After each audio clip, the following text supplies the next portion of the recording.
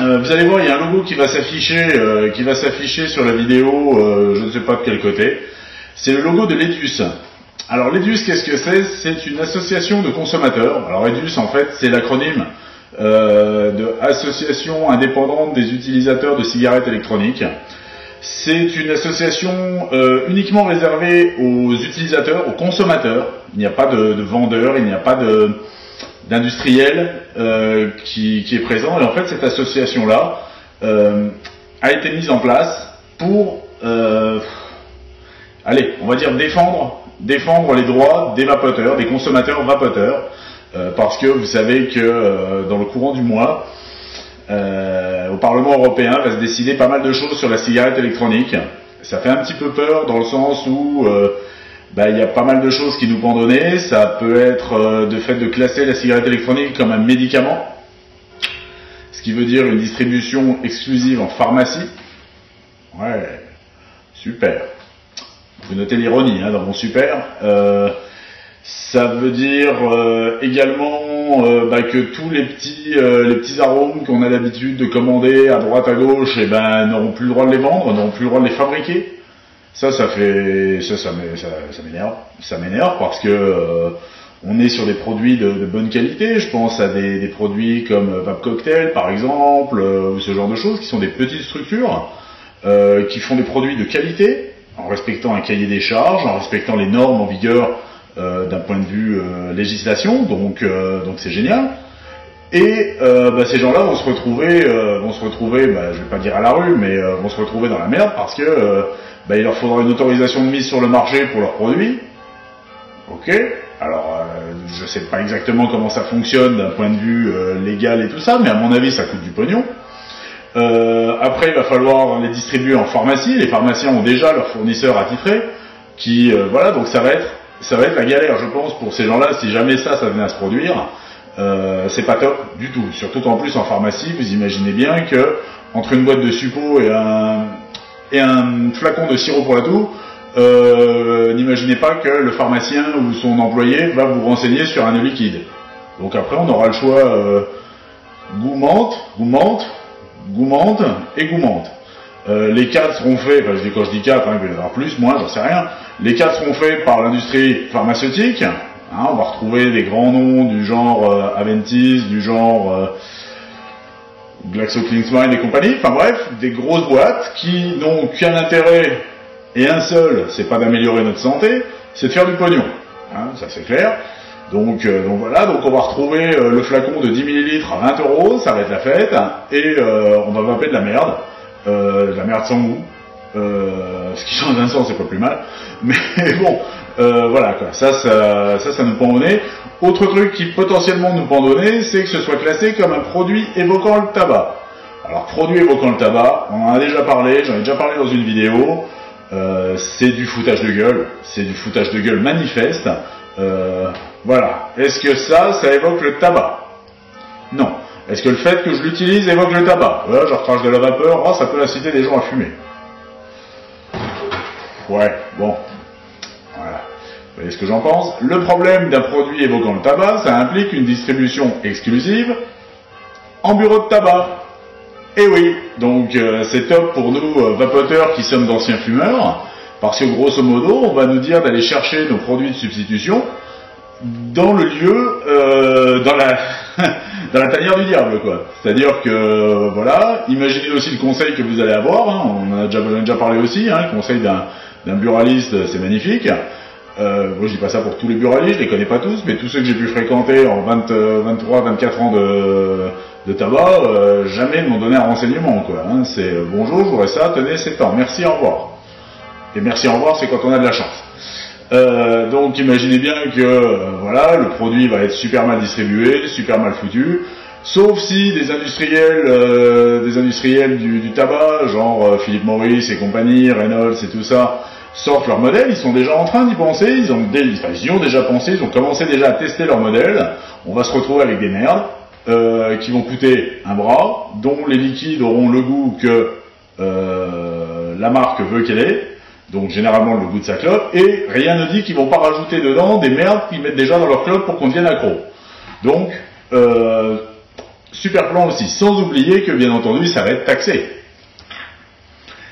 À mon avis le problème est là, hein, parce que j'ai fait un rapide calcul, bon qui vaut ce qu'il vaut, mais sur un paquet à 6 €, l'État touche en moyenne 4,80 € de taxes. Si au jour d'aujourd'hui nous sommes 1 million de vapoteurs, l'État perd tous les jours 4,8 millions d'euros.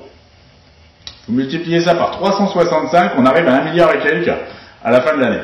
Donc il est clair que pour eux le manque à gagner est là, et ça va nous tomber sur la gueule, on va se retrouver taxé. Mais bon, tout ça pour dire qu'il existe des gens qui se sortent les doigts, qui essayent d'intervenir dans les médias, qui réussissent même d'ailleurs, qui montent au créneau quand le besoin s'en fait sentir. Alors appelons ça du lobbying. Oui, c'en est, techniquement c'en est, mais il n'y a pas de raison que le lobbying soit réservé qu'aux méchants. Nous on est les gentils dans l'histoire, nous tout ce qu'on veut c'est pouvoir vapoter tranquille, en liberté si possible, avoir le choix de là où on achète nos liquides, acheter nos liquides avec une dose de nicotine décente, parce que ça c'est ce qui nous prend au nez aussi, c'est que les doses de nicotine soient bridées genre à 4 mg ou un truc comme ça, donc ça et aspirer de l'air frais, ça reviendra au même. Hein. Donc voilà, ça nous prend au nez, et donc cette association, l'EDUS, en fait, a été mise en place pour nous aider, pour nous défendre, pour nous représenter.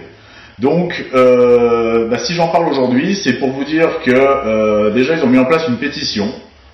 N'hésitez pas, je vous mettrai l'adresse du site, vous pouvez aller la signer, ça vous prend 2 secondes 5.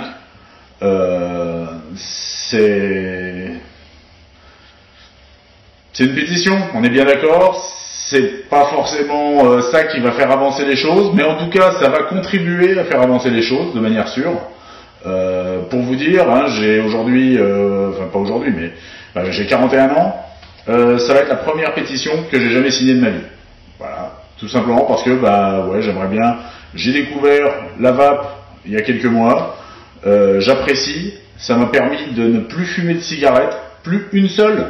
Zéro, nada. Alors quand ils disent, oui, dans les études, seulement 20% des gens ont arrêté.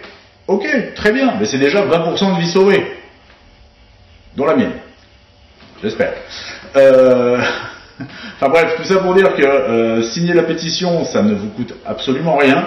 Ça ne vous engage à rien d'autre que de dire que vous êtes supporter de cette action. Et vous avez aussi la possibilité, c'est pas une obligation, d'adhérer à l'association, d'adhérer à l'EDUS. Alors l'adhésion, vous allez voir, l'adhésion est hors de prix, c'est 10 € à l'année. 10 € c'est rien, c'est le prix d'un paquet de clopes et demi, c'est grosso modo ce que nous tous fumeurs on dépensait par jour en fumée. 10 €, c'est vraiment minime. Le seul truc c'est que cet argent-là sert en fait à l'association pour pouvoir éditer des documents, pour pouvoir éventuellement, pourquoi pas, commander des études. Enfin, ça lui permet de fonctionner. Ça lui permet de fonctionner. Comme je vous le disais, oui, c'est une sorte de lobbying, bien sûr, mais sachez qu'en face de nous, on a l'industrie pharmaceutique qui, au niveau lobbying, connaît bien son boulot. On a l'industrie du tabac qui, au niveau lobbying, maîtrise parfaitement. Hein, quand vous voyez qu'ils invitent nos députés dans un restaurant, machin, que vous avez le club des amateurs de cigares de l'Assemblée et tout ça. Ok, moi ils sont bien gentils, ils kiffent leurs cigares et tout, c'est cool. Mais il faut pas oublier que derrière tout ça, il y a les cigarettiers qui filent du blé. Et qui disent, écoute, la prochaine fois qu'il y a une loi qui se vote, parle de moi en bien. Donc voilà, donc oui c'est du lobbying, mais oui il faut en faire pour pouvoir essayer de contrer. Je vous cache pas que la tâche va pas être facile, loin de là, parce qu'on a affaire à des putains de pointures, des mecs qui ont l'habitude, qui savent dégainer des juristes quand il le faut, qui savent mettre les moyens, qui savent, enfin bref, c'est un peu David contre Goliath, mais si on en croit le texte original, biblique si je puis dire, à la fin c'est quand même David qui l'emporte. Donc il n'y a qu'une seule solution pour qu'on puisse l'emporter. Alors il n'est pas question de gagner un combat, quoique, il est question en fait de faire respecter nos libertés tout simplement de vaper. Quand vous voyez que l'État, malgré tous les discours de santé publique disant le tabac est mauvais et tout ça, l'argent qui se fait avec le tabac, vous voyez le double jeu que joue l'État. En fait, là l'État maintenant commence à perdre un petit peu d'argent, en tout cas il en rentre moins qu'avant, parce qu'on vapote, et cet argent-là, ils vont pas le laisser passer. Moi, je paye mes impôts, comme la majorité d'entre nous. Je dirais même quelque part, j'ai de la chance de payer des impôts, ça c'est un autre problème. Mais par contre, me faire plumer, me faire tondre, parce que l'État, hein, faut pas oublier que la cigarette c'est un monopole d'État, m'a rendu accro, et donc me pique mon pognon d'une manière indirecte, bah, j'ai ouvert les yeux, j'ai compris aussi ça, et je me suis dit non, ça va pas, quoi.